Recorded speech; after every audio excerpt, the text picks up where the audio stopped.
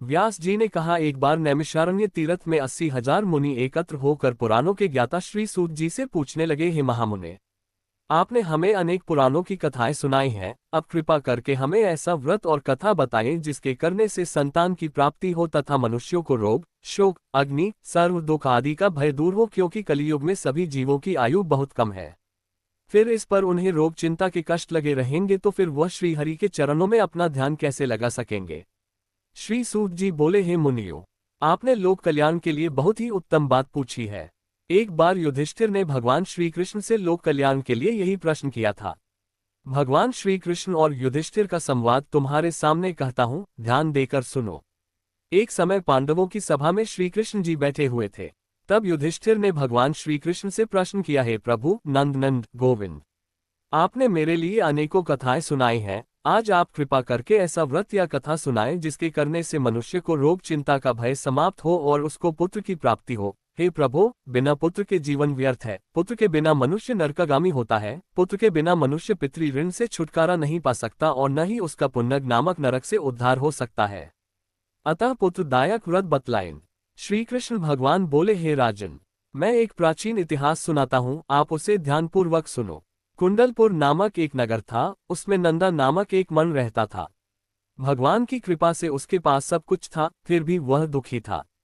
इसका कारण ये था कि मन की स्त्री सुनंदा के कोई संतान न थी। सुनंदा पतिव्रता थी, भक्तिपूर्वक श्री हनुमान जी की आराधना करती थी। मंगलवार के दिन व्रत करके अंत में भोजन बनाकर हनुमान जी का भोग लगाने के बाद स्वयं भोजन करती थी। एक बार मंगलवार के दिन मणि ग्रह कार्य की अधिकता के कारण हनुमान जी को भोग न लगा सकी, तो इस पर उसे बहुत दुख हुआ।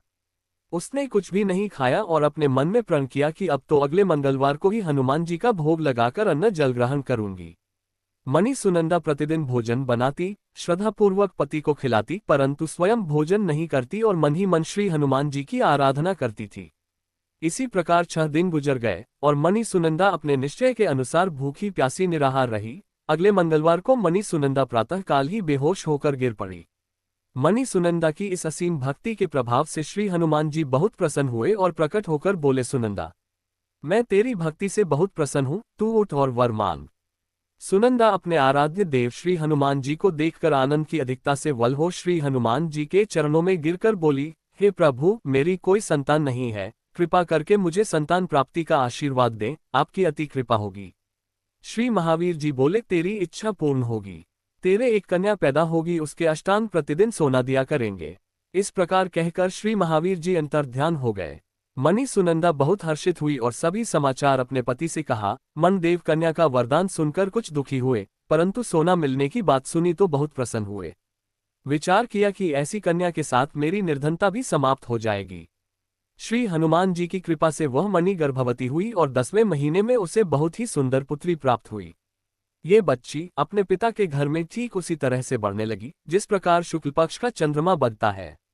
10वें दिन मन ने उस बालिका का नामकरण संस्कार कराया। उसके कुल पुरोहित ने उस बालिका का नाम रत्नावली रखा, क्योंकि यह कन्या सोना प्रदान किया करती थी। इस कन्या ने पूर्व जन्म में बड़े ही विधान से मंगलदेव का व्रत किया था।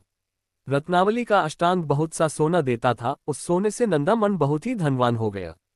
अब मणि भी बहुत अभिमान करने लगी थी। समय बीतता रहा, अब रत्नावली 10 वर्ष की हो चुकी थी। एक दिन जब नंदा मन प्रसन्नचित था, तब सुनंदा ने अपने पति से कहा, मेरी पुत्री रत्नावली विवाह के योग्य हो गई है, अतः आप कोई सुंदर तथा योग्य वर देखकर इसका विवाह कर दें। ये सुन मन बोला, अभी तो रत्नावली बहुत छोटी है। तब मणि बोली, शास्त्रों की आज्ञा है कि कन्या 8वें वर्ष में गौरी, 9 वर्ष में राहिनी, 10वें वर्ष में कन्या, इसके पश्चात रजस्वला हो जाती है।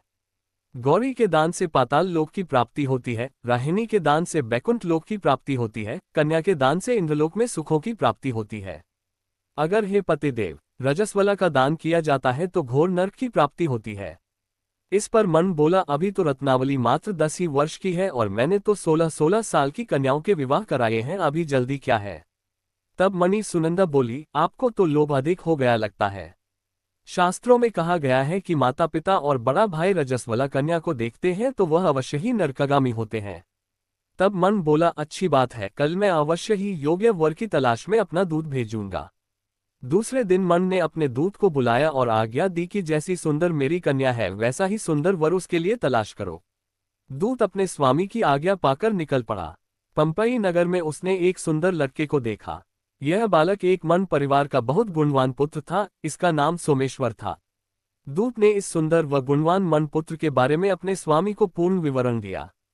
मन नंदा को भी सोमेश्वर अच्छा लगा और फिर शुभ मुहूर्त में विधिपूर्वक कन्या दान करके मन मनी संतुष्ट हुए। परंतु मन के मन तो लोभ समाया हुआ था। उसने कन्यादान तो कर दिया था पर वह बहुत खिन्न भी था।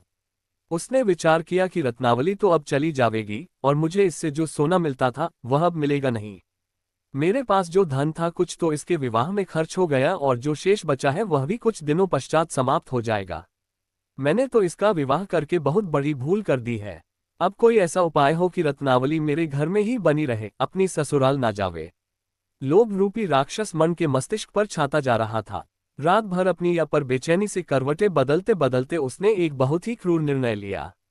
उसने विचार किया कि जब रत्नावली को लेकर उसका पति सोमेश्वर अपने घर के लिए जाएगा तो वह मार्ग में छिपकर सोमेश्वर का वध कर देगा और अपनी लड़की को अपने घर ले आवेगा, जिससे नियमित रूप से उसे सोना भी मिलता रहेगा और समाज का कोई मनुष्य उसे दोष भी नहीं दे सकेगा। प्रातःकाल हुआ तो नंदा और सुनंदा ने अपने जमाई तथा लड़की को बहुत सारा धन देकर विदा किया। सोमेश्वर अपनी पत्नी रत्नावली को लेकर ससुराल से अपने घर की तरफ चल दिया। मन नंदा महालोभ के वशीभूत हो अपनी मति खो चुका था। पाप पुण्य को उसे विचार न रहा था। अपने भयानक व क्रूर निर्णय को कार्यरूप देने के लिए उसने अपने दूत को मार्ग में अपने जमाई का वध करने के लिए भेज दिया था, ताकि रत्नावली से प्राप्त होने वाला सोना उसे हमेशा मिलता रहे और वो कभी निर्धन न हो। मन के दूत ने अपने स्वामी की आज्ञा का पालन करते हुए उसके जमाई सोमेश्वर का मार्ग में ही वध कर दिया। समाचार प्राप्त कर मन नंदा मार्ग में पहुंचा और रुदन करती अपनी पुत्री रत्नावली से बोला, हे पुत्री, मार्ग में लुटेरों ने तेरे पति का वध कर दिया है। भगवान की इच्छा के आगे किसी का कोई वश नहीं चलता है। अब तू घर चल, वहां पर ही रहकर शेष जीवन व्यतीत करना। जो भाग्य में लिखा है वही होगा। अपने पति की अकाल मृत्यु से रत्नावली बहुत दुखी हुई।